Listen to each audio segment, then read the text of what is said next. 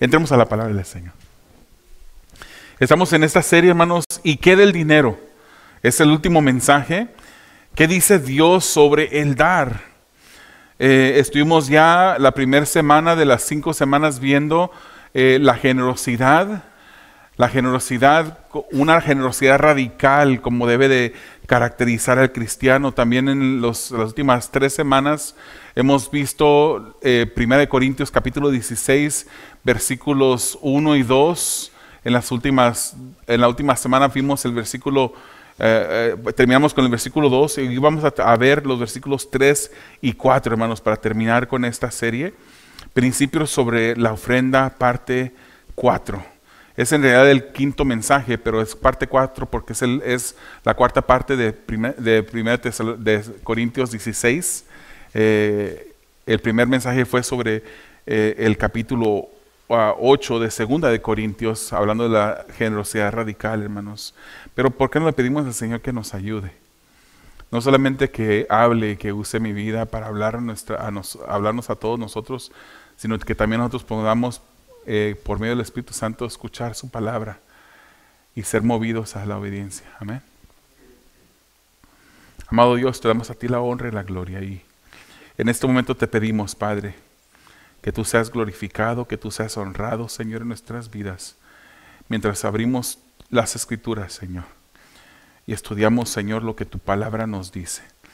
Esta es palabra que viene directamente de ti, Señor, que sí, hombres tomaron de instrumentos para escribir, pero ellos mismos fueron un instrumento también, Señor, como el papel y como la pluma que escribieron, Señor. Ellos fueron instrumentos en tus manos. Instrumentos a los cuales, Señor, tú les inspiraste. Tú les diste las palabras, Señor, para que escribieran, para que nosotros podamos estudiarla, tener esta palabra viva y eficaz, que nos puede dirigir, que nos puede alimentar, que nos puede guiar por el camino correcto, Señor. Esta es la regla de fe y conducta, Señor, que cuando nosotros aprendemos de ella y la obedecemos, Señor, nos lleva con toda seguridad al cielo. Y no podemos obedecerla sin tu ayuda. No podemos obedecerla sin una regeneración de tu Espíritu Santo en nuestras vidas. Sin esa salvación, Señor, que tú nos das cuando pusiste fe en nosotros, fe en ti. Te lo pedimos, Señor, todo esto, que tú nos ayudes, que nos des lo que no tenemos para que podamos hacer lo que no podemos. En el nombre de Jesús. Amén. Yo siempre a veces oro eso, y cuando oro pues me recuerdo del pastor al que se lo escuché. Danos ahora lo que no tenemos para que podamos hacer lo que no podemos. Eso lo dice, así ora el pastor Miguel Núñez. Se nota que tengo mucha influencia el pastor Miguel, ¿verdad? Gloria al Señor. Hermanos, entramos a la palabra del Señor y las preguntas que hemos estado presentando a la congregación a través de estas últimas semanas es: ¿cuánto está afectando la perspectiva de la eternidad la manera como tratamos con nuestro presente? Cuando pensamos en la eternidad y nos enfocamos en la eternidad, ¿cómo está afectando, cómo está cambiando, cómo está modelando, cómo está nuestra vida asemejándose a esa vida que el Señor quiere que nosotros vivamos? Hay un pastor que dice que nosotros podemos dar muchos detalles, podemos ilustrar con muchas partes de las Escrituras qué es el Evangelio. Podemos dar una descripción, podemos identificar qué es el Evangelio, pero muchas veces la vida de la persona no es identificada por el Evangelio. Podemos platicar, podemos predicar, podemos sabernos versículos bíblicos de arriba y para abajo, conocer, alguien puede leer las Escrituras y uno decir eso está en tal libro, tal capítulo, pero ¿cómo está afectando nuestra vida las Escrituras? ¿Cómo están cambiando, hermanos? ¿Cómo estamos reflejando las Escrituras con nuestro vivir? Cuando pensamos en la eternidad y nos damos cuenta que esto no es el fin, que esto solamente es un estado temporal por el cual vamos transitando. ¿Cómo es que en nuestras vidas nos estamos preparando para esa eternidad? ¿Cuáles son nuestras prioridades? ¿Cómo estamos viviendo, hermanos? ¿Cómo estamos tratando con diferentes aspectos de nuestro vivir? ¿Cómo estamos tratando con el pecado dentro de nuestras vidas? ¿Cómo estamos tratando con el dinero? Que muchas veces el amor al dinero ha sobrellevado a algunos o ha sobrevenido sobre algunos corazones. Y es lo que Dios nos dice, que no tengamos amor sobre el dinero. Hermanos, hemos estado hablando cómo no debe haber abuso de los líderes. Los líderes que predican las escrituras, predicamos las escrituras, hermanos, pero no debe de haber abuso creando y predicando la palabra de una manera que mejor nos convenga a nosotros. Cuando nosotros predicamos la palabra y decimos que la palabra quiere decir algo que no quiere decir, estamos haciendo eisegesis, estamos diciendo que la palabra quiere decir algo que no quiere decir, porque eso nos conviene, porque eso nos va a traer un bien temporal. Y estamos inyectando nuestras propios conocimientos y nuestras propias experiencias y nuestras propias cosas que hay dentro de nosotros en la escritura, en lugar de ver qué es lo que quiere decir la escritura y sacar de ella el significado. No debe de haber abuso de los líderes. Pero hermanos, quisiera en este día decir lo mismo que he dicho las semanas pasadas, pero decirlo de una manera diferente. Tampoco debe de haber abuso de parte de los congregantes de la iglesia concerniente a esto. El Señor es el que nos ha dado, hermanos, el bien, las cosas necesarias para poder vivir, y no debe de abusar el cristiano sobre el manejo y el uso de lo que Dios pone en sus manos. Nuestra prioridad, hermanos, no son las cosas de la tierra. Nuestra prioridad son los tesoros que podemos hacer en el cielo. Ahí está nuestro tesoro. Ahí es donde vamos. Ahí es donde vamos a ver a nuestro Salvador, hermanos. Todavía con un cuerpo, y vamos a poder ver las heridas de sus manos, ahí en sus muñecas. Vamos a ver las heridas en sus pies. Vamos a poder ver la herida que tiene en su costado, o la herida que le hizo esa lanza. Vamos a poder ver, para allá vamos, hermanos. Muchas veces he preguntado, ¿cuántos están listos para ver al Señor? Y la congregación dice, amén, porque queremos ver al Señor. ¿Y cuántos de ustedes estarían dispuestos a morir el día de hoy por ver a su Señor Jesucristo? ¿Cuántos estaríamos dispuestos a morir, a dejar todo? ¿Cuál fue el primer pensamiento que se te vino a tu mente? Si yo muriera el día de hoy, ¿qué sería de mis hijos? ¿Pensaste a lo mejor de tus hijos? ¿Pensaste a lo mejor en tu cónyuge? ¿En un familiar que posiblemente necesita de ti en este momento? ¿Qué sería de ellos? Yo te aseguro, hermano, que tu familiar, Dios se encargaría de ellos. Yo te aseguro que Dios ama a tu familiar, a tus hijos, más de lo que tú amas a tus hijos.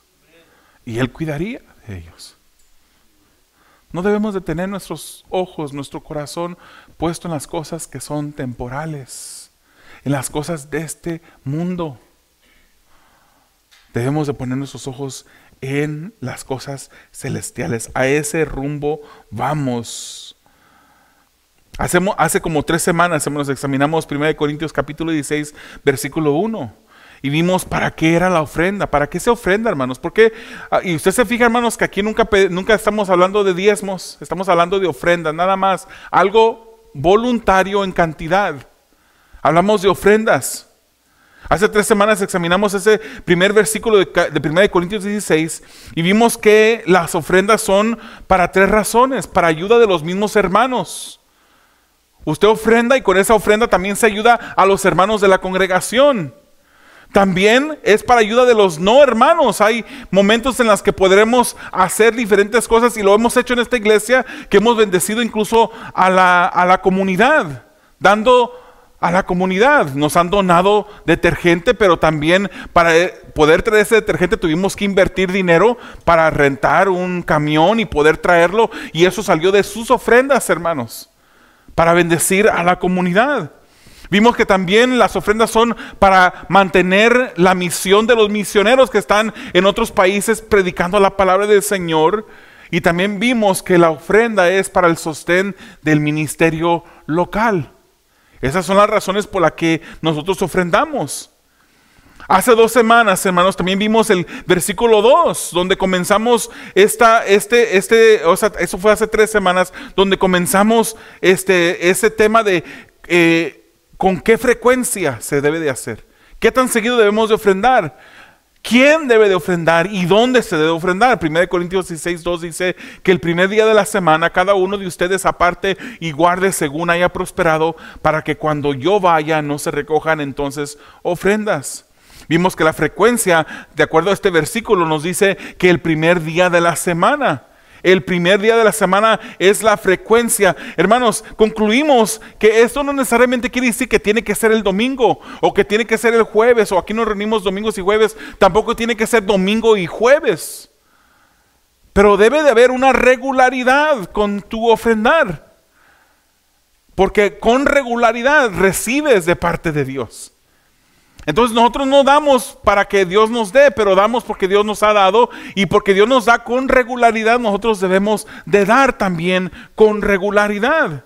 La misma regularidad, hermanos, como somos bendecidos por Dios. Recuérdese que ofrendar es adorar a Dios y es un privilegio. Y ser regular, hermanos, en tu ofrenda, tener una constancia, una frecuencia, una regularidad en tu ofrendar, no debe de ser dificultoso para el creyente. Y si lo es, algo está pasando en tu corazón. A lo mejor no eres creyente. O a lo mejor sí eres creyente, pero estás poniendo tu corazón y tus prioridades en otras cosas que no son lo que la palabra del Señor te enseña. Frecuencia. Regularidad es, yo creo, lo que la palabra del Señor nos está dando a entender. ¿Quién ofrenda? De acuerdo al mismo versículo, vimos que el versículo dice cada uno de ustedes. El principio de dar es para todos, hermanos. Todos somos bendecidos por Dios y por eso todos tenemos este llamado de parte de Dios para ofrendar. ¿En dónde se ofrenda? El mismo versículo dice que el primer día de la semana. ¿Qué sucedía el primer día de la semana? Se reunían los hermanos para tener una reunión así como el día de hoy, el primer día de la semana, un domingo. Y Pablo da la instrucción de dar la ofrenda a la iglesia local, porque era la iglesia local que se reunía el domingo, todos los domingos se reunía. Pablo manda que se recoja la ofrenda en la iglesia para que no se recoja cuando él vaya, de modo que debería de haber suficiente en el arca o en el tesoro de la iglesia para poder suplir las necesidades cuando él llegara, para poder recoger esa ofrenda que él estaba pidiendo para los hermanos de Jerusalén. La semana pasada vimos el cuánto, hermanos, la última parte del versículo 2, cuánto debemos de ofrendar, y hablamos sobre la ofrenda o hablamos sobre el diezmo. Presentamos los diferentes argumentos que personas que defienden el diezmo usan para defender el diezmo. También vimos las diferentes pasajes de las escrituras que los que no están de acuerdo con el diezmo usan también. Yo lo dije claramente, hermanos. Es mi posición, una convicción personal, que el diezmo no es para el día de hoy, sino que era para el tiempo del Antiguo Testamento. En el Antiguo Testamento se vivía una teocracia, y por medio de esa teocracia, de ese 23.3% que se daba cada año, o 20% un año, 20% segundo año y tercer año 30%, yo creo que eso era para mantener el gobierno que había en aquel entonces. Hoy en día no vivimos en una teocracia. Hoy en día vivimos en los Estados Unidos, nosotros, por ejemplo, y aquí hay un gobierno que le pagamos impuestos, y los impuestos son para las escuelas, son para mantener las calles, y pagamos los impuestos para eso. Yo creo, y es mi convicción, hermanos, que en el Nuevo Testamento nos manda a ofrendar, no a diezmar. Ahora, la ofrenda, hermanos, también gente se preguntará cuánto debe de ser la ofrenda. La ofrenda debe de ser primeramente salir de un corazón gozoso. Un corazón que reconoce que todo lo que tiene Dios se lo ha dado y que de lo que Dios le ha dado va a apartar para dar a la obra. Es un corazón que está gozoso y que reconoce que de Dios viene eso.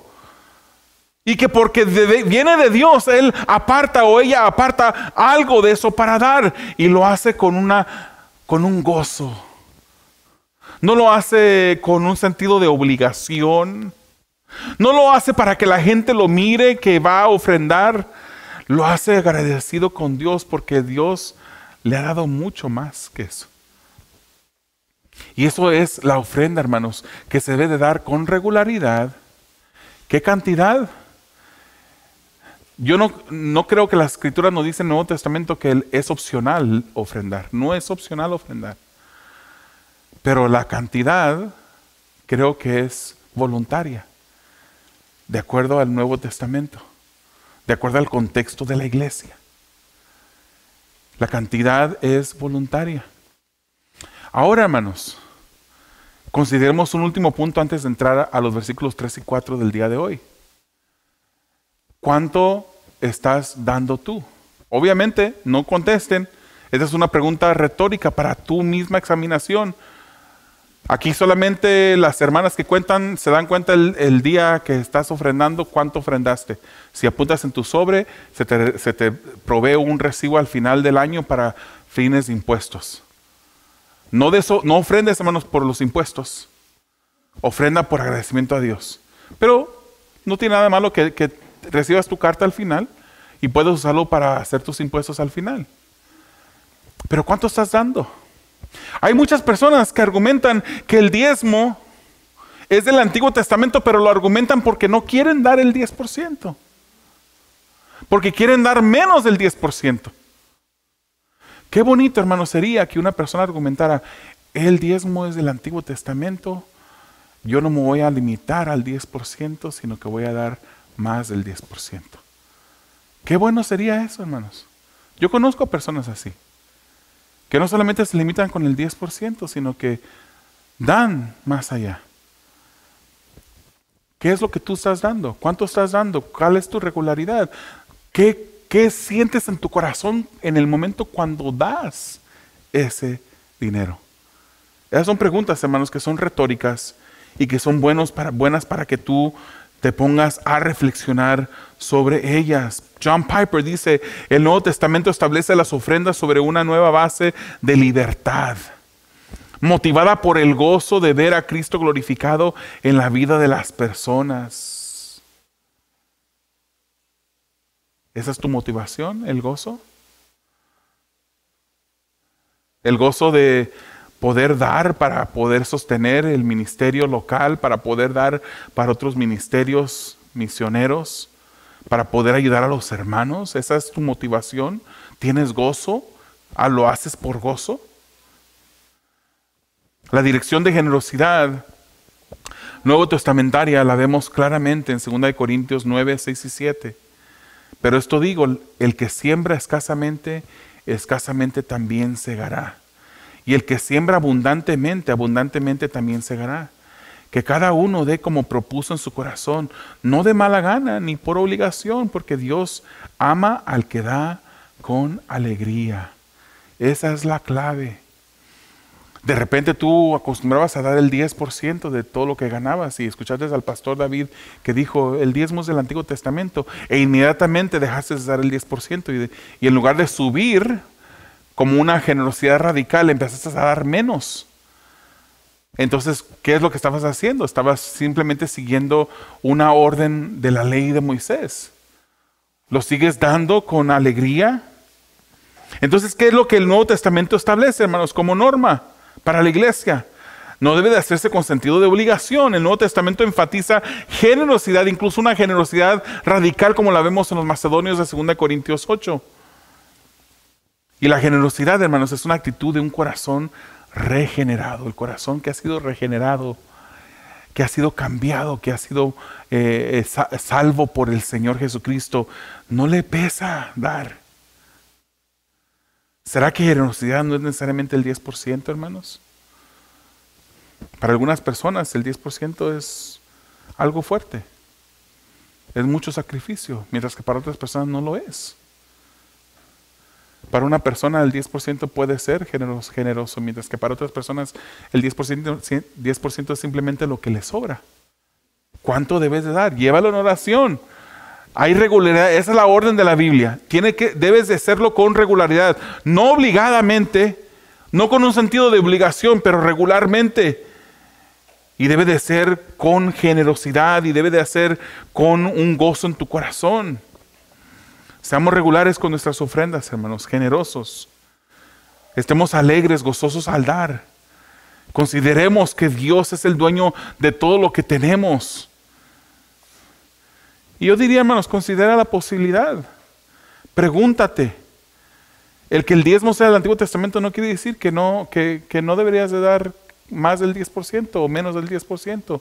Pregúntale a Dios. 1 Corintios 16:2 nos dice, según haya prosperado. Eso nos invita a analizar nuestra generosidad. Hay un aspecto aquí de proporcionalidad. Digamos que cuando empezaste a trabajar ganabas el mínimo y ahora ya ganas el doble del mínimo, a lo mejor el triple del mínimo y sigues dando lo mismo, entonces ahí no es según hayas prosperado. Ahí te falta ese elemento. John Piper dice que la libertad cristiana a la luz de la abundante generosidad de Dios hacia nosotros en Cristo motivará a los creyentes a dar más allá de un diezmo. ¿Qué es lo que te va a motivar a dar más de un diezmo? La abundante generosidad de Dios hacia nosotros en Cristo. ¿Qué es lo que Cristo hizo por nosotros? ¿Qué hizo por ti Jesucristo? Se entregó completamente.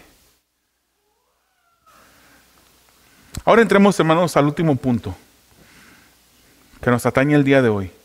El principio del cuidado y administración de la ofrenda. Los versículos 3 y 4 nos hablan del principio que se debe ejercer sobre el cuidado y la administración de la ofrenda. Lea conmigo el versículo 3 y 4. Dice así. Este es Pablo hablando. Cuando yo llegue, enviaré con cartas a quienes ustedes hayan designado, para que lleven su contribución a Jerusalén. Y si es conveniente que yo también vaya, ellos irán conmigo, dice Pablo. Bueno, vemos aquí el versículo 3 que habla de un cuidado sobre la ofrenda. Es un cuidado, hermanos, que nosotros como los líderes de la congregación tenemos que ejercer sobre la ofrenda. ¿O le regalaron a usted el dinero? Simplemente le apareció, aún hermanos, incluso le hubiese aparecido el dinero en el buzón y no hubiese usted trabajado para ese dinero. Si usted lo trae aquí en la obra, de todas maneras es el mismo interés por los líderes de cuidar del dinero que usted trae y usted ofrenda a la congregación. El apóstol Pablo indicó que deseaba que los hermanos se ocuparan de la ofrenda de manera regular, que todos tomaran parte, que lo trajeran a la reunión de la iglesia y que lo hicieran conforme habían prosperado. Las ofrendas son recursos financieros, hermanos, para el uso del avance del reino de Dios. Es dinero que usted recibe y usted entrega a la iglesia para el avance del reino de Dios. Cuando se predica la palabra todos los domingos y los jueves, se está avanzando el reino de Dios. En nosotros va creciendo el reino de Dios. Vamos entendiendo más sobre las verdades del reino. El cuidado de las ofrendas, hermanos, es un deber de los líderes de esta congregación y de todas las congregaciones. Debemos de cuidar del dinero. Es dinero que los miembros traen en actitud de generosidad. La bendición financiera, hermanos, que los hermanos reciben es una bendición material, pero espiritual porque viene de Dios también. Es una bendición espiritual.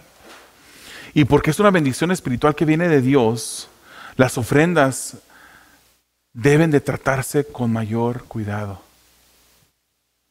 Es dinero, hermanos, que Dios ha proveído para la expansión de su reino. Y no se deben de usar de cualquier manera. Bueno, yo trabajaba en el condado de Riverside. Y Y yo, cuando llegué allí, yo venía del sector privado. Y en el sector privado se cuida mucho mejor el dinero que en el condado. Quiero decirle eso, con toda seguridad.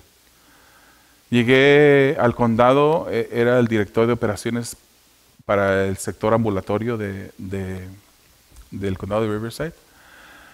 Y cuando llegué, hermanos, estaban haciendo compras de sillas de oficina. Y no piense que eran sillas que tenían masajes, que eran electrónicos, que se paraban y que le apecharan un botón para que se subiera solito y se bajara, que fueran algo más de lo normal. Era una silla común y corriente, que el condado en aquel tiempo estaba usted, con sus impuestos, el condado estaba gastando $800 a $1,000 por cada silla. Usted va, hermanos, vaya no sé, a Office Depot o un lugar de esos y usted puede encontrar unas sillas en $100 y tantos. Hay veces que están en especial a $99.99. Eran sillas comunes y corrientes, hermanos. Porque hay veces que cuando a las personas no les cuesta el dinero, ellos nada más gastan porque no les cuesta. Y es por eso, hermanos, que a nuestros hijos debemos enseñarles. Y esto no le gusta a nuestros hijos, pero les enseñamos a trabajar para ganarse lo que tienen. Si nosotros le damos algo, ellos no habrán trabajado para eso que tienen y lo van a maltratar, lo van a usar de cualquier manera, lo van a mal usar. Entonces trabajaba yo allí y pues hice algunos cambios, pero yo me sorprendí mucho, hermanos, cuando después llegué a trabajar a un ministerio. Yo trabajaba en un ministerio antes donde hubieron personas que no se llevaron muy bien con mis acciones. Porque igual que el condado, hermanos, en el condado tenían esta mentalidad. Había presupuesto que se le daba a ciertos departamentos y en esos presupuestos tenías el año fiscal para poder hacer uso de esos recursos, de esos presupuestos. Y se llegaba ya al final del año fiscal y siempre decían, se está acabando, nos queda tanto dinero por gastar, hay que gastarlo en algo, hay que gastarlo. Porque ya llegaba el próximo año fiscal y el dinero que no se usara en ese año, ya no lo podían usar. Y es más, el próximo año se presupuestaba de una manera que se consideraban los gastos del año actual. Entonces, si no se gastó, si no se necesitó tanto, se reducía el próximo año a una cantidad más apropiada a lo que necesitara el departamento en el condado. Pues fíjense, hermanos, que cuando llegué yo a este otro lugar, ahí también tenían la misma mentalidad. Había presupuesto, cada diferente ministerio tenía su presupuesto y ya se llegaba el fin del año y tenían que gastar el dinero porque si no, entraba enero y ya no iban a tener acceso a él. Se iban a restaurantes, y gastaban cantidades grandes de dinero para poder usar de esos recursos simplemente porque estaban en el presupuesto, ya se iba a terminar el presupuesto. Esa no es la manera, hermanos, como nosotros ni en el condado debería ser así, mucho menos dentro de una iglesia. Esos son recursos que usted ofrenda, que usted trabajó. Sí, el Señor le dio la fuerza, sí, el Señor le dio la vida, sí, vienen del Señor, pero usted se esforzó por trabajar para esos recursos. Y cuando usted los trae aquí a la obra, deben de ser cuidados de una manera mejor que dentro del condado. Aquí yo le quiero decir, hermanos, que no se gasta nada sin el consentimiento de mis hermanos líderes. No se gasta nada. Hay veces que yo tengo una tarjeta de la iglesia, una tarjeta del banco. Ellos saben todo lo que se gasta, hermanos, y para qué se gasta. No hacemos gastos, hermanos, sin consultar. Y ellos platicamos todo esto y lo hacemos de una manera ordenada. Hay de repente que hay una necesidad que no da el tiempo para estarles llamando y escribiendo. Y ellos dijeron que siempre y cuando sea una cantidad pequeña de tanto dinero para abajo, nada más avísanos después. Y así sucede. Se les avisa después, se les da un reporte financiero todos los meses a los hermanos cuando nos reunimos de cuántas ofrendas entraron y en qué se han gastado las ofrendas. En esta iglesia, hermanos, ninguna persona maneja por su cuenta los recursos que se depositan. Eso no es posible. Todo está documentado, hermanos. Todo gasto tiene un respaldo y explicación. Se rinde reporte, como mencioné, a los líderes cada mes. Esto no es falta de confianza de las personas, hermanos. Por ejemplo, usted se va a notar que las hermanas que cuentan las ofrendas al final del servicio, ella una sola no entra a un cuarto simplemente sola para contar las ofrendas. Siempre son dos las que cuentan. No es una falta de confianza, es un cuidado de ellas mismas. Es un cuidado de que una persona que ande por aquí, que ande mirando y que de repente quiera levantar un falso que decir, ay, el pastor, ay, la hermana estuvo allá y se metió con las ofrendas sola. No hacemos eso, hermanos. Tenemos que tener un cuidado de nuevo, no es una falta de confianza. Porque si fuera falta de confianza, las personas de ahí no estuvieran. Pero es un cuidado que debemos de ejercer sobre las ofrendas que trae la congregación. No debe de haber ni la apariencia de malas acciones. Ni la apariencia. En otro ministerio que yo también, ahí no trabajaba, pero ahí yo asistí por unos años. Una iglesia donde íbamos hace muchos años. Le di un consejo a un pastor, al pastor que estaba ahí. Porque al momento de recogerse la ofrenda, allá no era como aquí, allá se pasaba el ofrendero.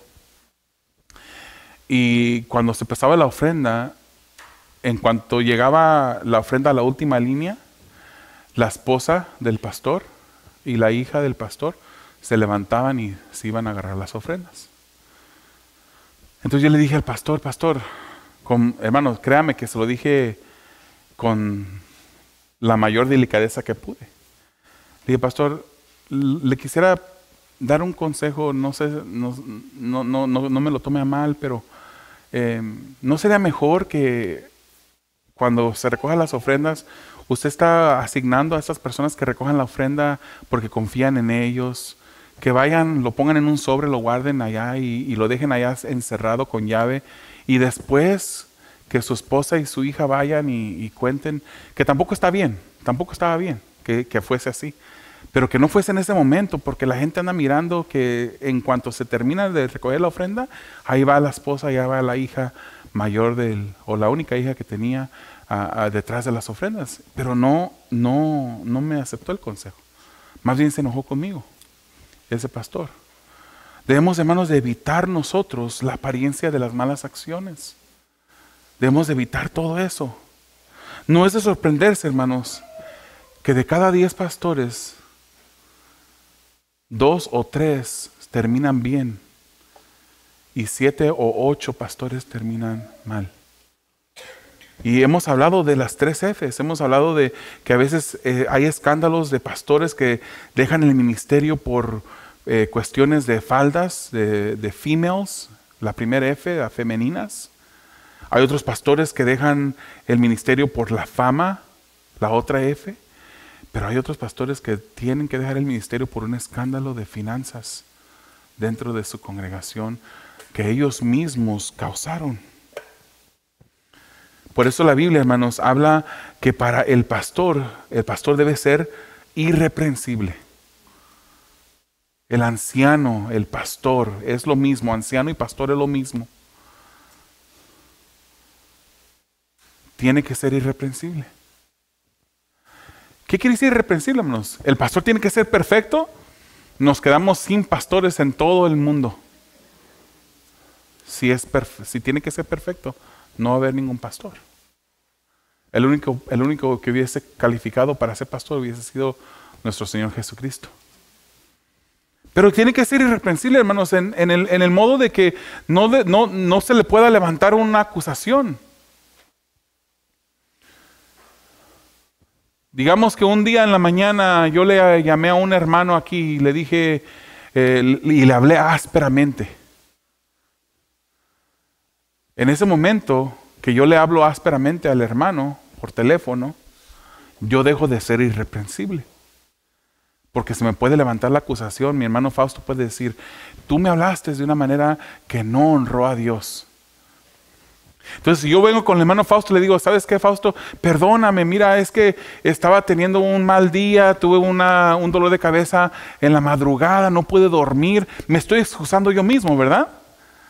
Y si le digo, perdóname, es que mira lo que pasó, me estoy excusando. Simplemente yo tengo que venir con el hermano Fausto, le tengo que pedir, hermano Fausto, ¿me pudieras perdonar? Sé que te fallé.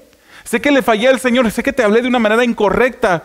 En ese momento, cuando yo le pido perdón de una manera correcta, yo vuelvo a ser una persona que el hermano ya no me puede levantar esa acusación.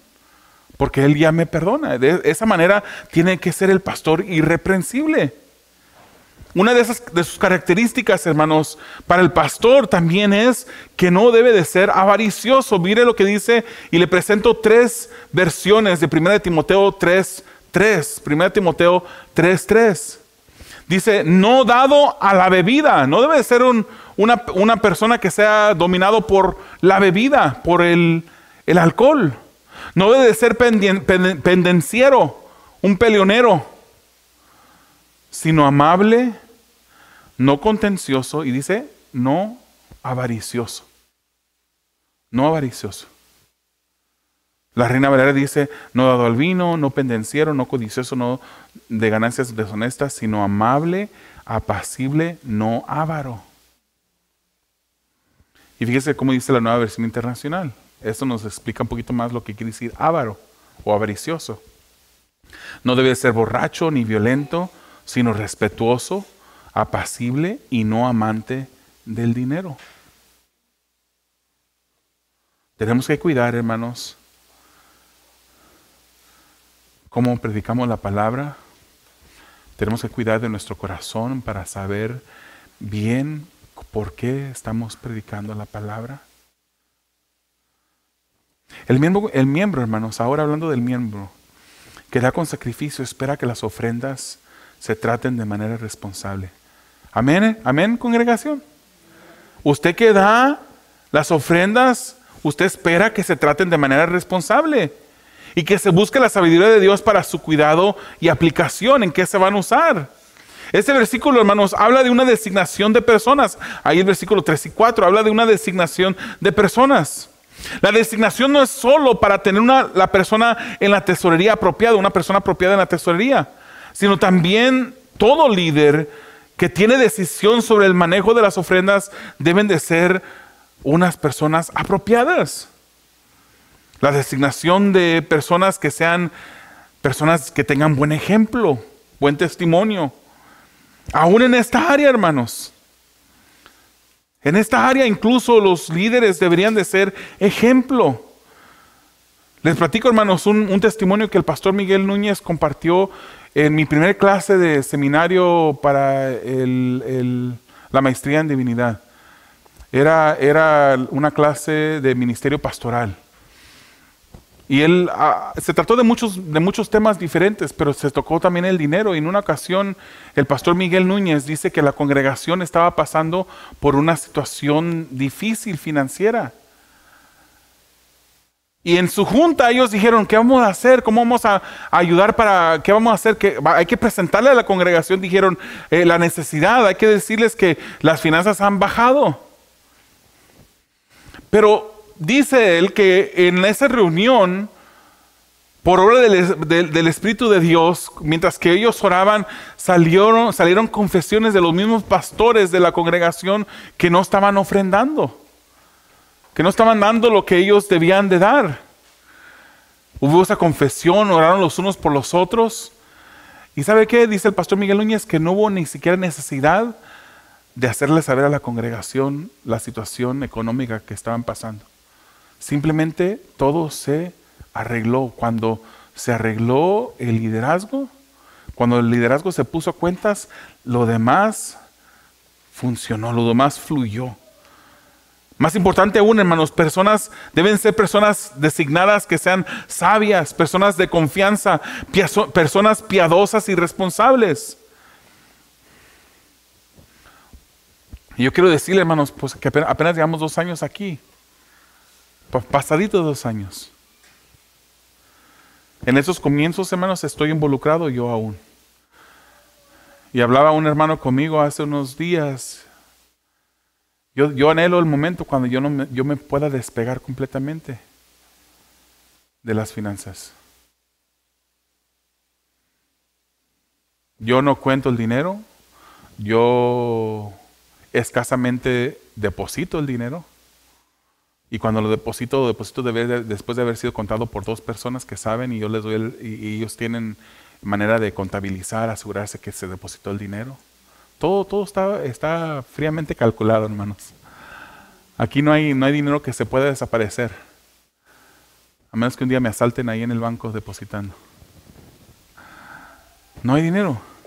Debemos de tratar el dinero, hermanos, de una manera responsable. En esos comienzos, hermanos, estoy involucrado en las finanzas. Pero no lo hago solo. Y un día, con el favor de Dios, me voy a despegar completamente de esto. La importancia de tener personas piadosas manejando el dinero, hermanos. Recordamos la situación difícil que se suscitó en la iglesia primitiva.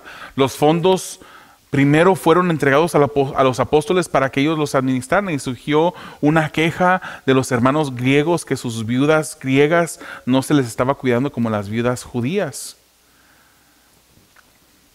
Y los apóstoles resolvieron en Hechos 6, 2, 3 y dijeron algo. Dijeron: entonces los 12 convocaron a la congregación de los discípulos y dijeron: no es conveniente que nosotros descuidemos la palabra de Dios para servir mesas. Por tanto, hermanos, escojan de entre ustedes 7 hombres de buena reputación, llenos del Espíritu Santo y de sabiduría, a quienes podamos encargar esta tarea. ¿Qué quiere decir esto? Que los apóstoles se iban a dedicar a la predicación de la palabra. Y estos diáconos, de ahí surgen los diáconos, iban a ser los que se iban a encargar de hacer el ministerio, de modo que los apóstoles se pudieran concentrar en la predicación de la palabra. Y para esto, hermanos, tenían que ser personas, de acuerdo al versículo 3, de buena reputación, dice, llenos del Espíritu Santo y de sabiduría. Estas son las cosas que se requieren, hermanos, para poder manejar las finanzas que el Señor trae a la congregación. Hoy en día no hay diáconos aquí,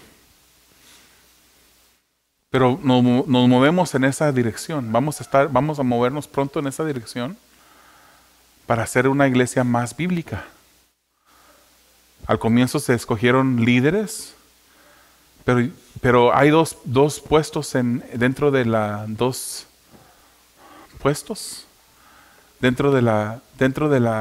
congregación de la iglesia nuevo testamentaria. Es el pastor y los diáconos o diaconisas.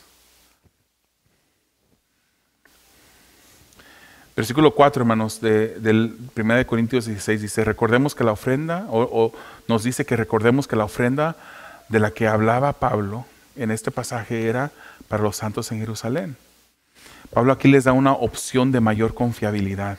Les dice a los hermanos en Corinto que escogieran a una persona de su confianza a la iglesia. Alguien de su confianza, dice Pablo. Pero si ellos así lo quieren, también él estaba dispuesto a ir con esa persona de confianza a llevar la ofrenda. No se iba a llevar la ofrenda que ellos habían recogido a la iglesia en Jerusalén por alguien que ellos desconocieran. Iba a ser alguien de su confianza, y si querían agregar más confianza, él podía ir también con ellos. Creo que esto solo agrega a la confianza, hermanos. Pablo no escogió la opción de que la ofrenda fuese entregada a él para él llevarla por sí solo. Él les pidió que ellos escogieran a quién podía llevar esta ofrenda. Y los fondos, hermanos, de una iglesia deben ser manejados con el mayor cuidado posible. Miren el cuidado, hermanos, que permea las palabras de Pablo en este pasaje. Lea conmigo 2 Corintios 8, 16 al 22. Fíjese aquí habla de un cuidado sobre las ofrendas, hermanos. Dice el versículo 16, perdón. Pero gracias a Dios que pone la misma solicitud por ustedes en el corazón de Tito. Pues él no solo aceptó nuestro ruego, sino que siendo de por sí muy diligente, ha ido a ustedes por su propia voluntad. Fíjese lo que dice el 18. Junto con él hemos enviado al hermano cuya fama en las cosas del Evangelio se ha divulgado por todas las iglesias. Era un hermano que ni siquiera nos dice ahí el nombre de este hermano. Junto con Tito enviaron a un hermano que tenía fama y tenía una buena fama, hermanos. Eso es de entenderse, que tenía una buena fama que se había divulgado por todas las iglesias. El 19, y no solo esto, sino que también ha sido designado por las iglesias como nuestro compañero de viaje en esta obra de gracia. Esta obra de gracia es ofrenda. Esta obra de una ofrenda que iban a llevar. O sea, ha sido designado por las iglesias. Este hombre que tiene buena fama ha sido designado por las iglesias para ser el compañero de Pablo, mientras que él llevaba esas ofrendas a la iglesia en Jerusalén, la cual es administrada por nosotros para la gloria del Señor mismo y para manifestar nuestra buena voluntad. Fíjese lo que dice el 20. Teniendo cuidado de que nadie nos desacredite en esta generosa ofrenda administrada por nosotros. Nadie debe desacreditar. Pues nos preocupamos por lo que es honrado, no solo ante los ojos del Señor, sino también ante los ojos de los hombres. Alguna persona dirá, pero ¿para qué tanto control? O sea, aquí en la iglesia de refugio, 2 hermanas cuentan el dinero, 2 la registran, 2 revisan el estado de cuenta para asegurarse que lo que se entregó está todo documentado. ¿Para qué tanto? Debemos de hacer lo que es honroso delante de los ojos del Señor, pero también lo que es honroso delante de los hombres. Para que ninguna persona pueda decir y apuntar el dedo y decir, yo vi, esto pasó, que no haya desacreditación. Con ellos hemos enviado a nuestro hermano, de quien hemos comprobado con frecuencia que fue diligente en muchas cosas, pero que ahora es mucho más diligente debido a la gran confianza que tiene en ustedes. El hermano tenía buena reputación. El hermano había sido designado por las iglesias. Él tenía cuidado de no ser desacreditado. Obviamente le preocupaba lo que Dios miraba, pero también lo que miraban las personas. Y aquí terminamos, hermanos, con el mensaje del día de hoy. Las ofrendas que usted trae a la congregación son cuidadas, son administradas de una manera sabia, conforme el Señor nos dirija. El resumen, hermanos, de todos estos 5 mensajes de 5 domingos. ¿Para qué se ofrenda? Para las necesidades de la congregación o necesidades de la comunidad. Para los misioneros. Se ofrenda para el sostén del ministerio. ¿Cuándo se hace? Con regularidad. Debe de ofrendarse con regularidad. ¿Quién lo debe de hacer? Todos. Todos deben de hacerlo. ¿Dónde? La reunión de la iglesia. ¿Cuánto? Eso ya es algo que la Biblia identifica como generosidad.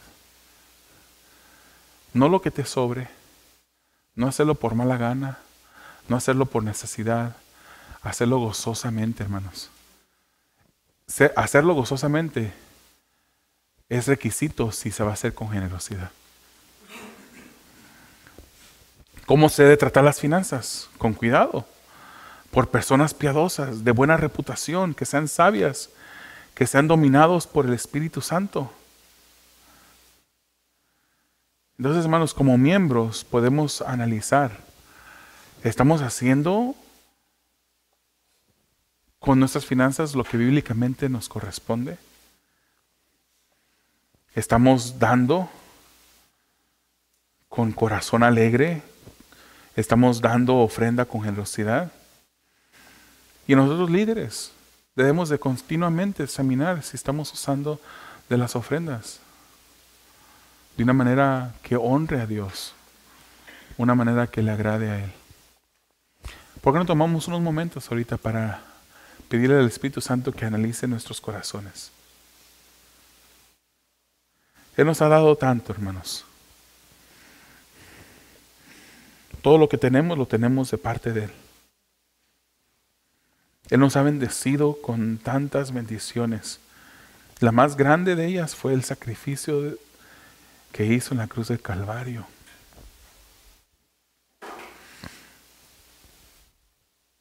Todo lo que tenemos viene de Él. Y debemos darle las gracias, amado Dios. A ti te honramos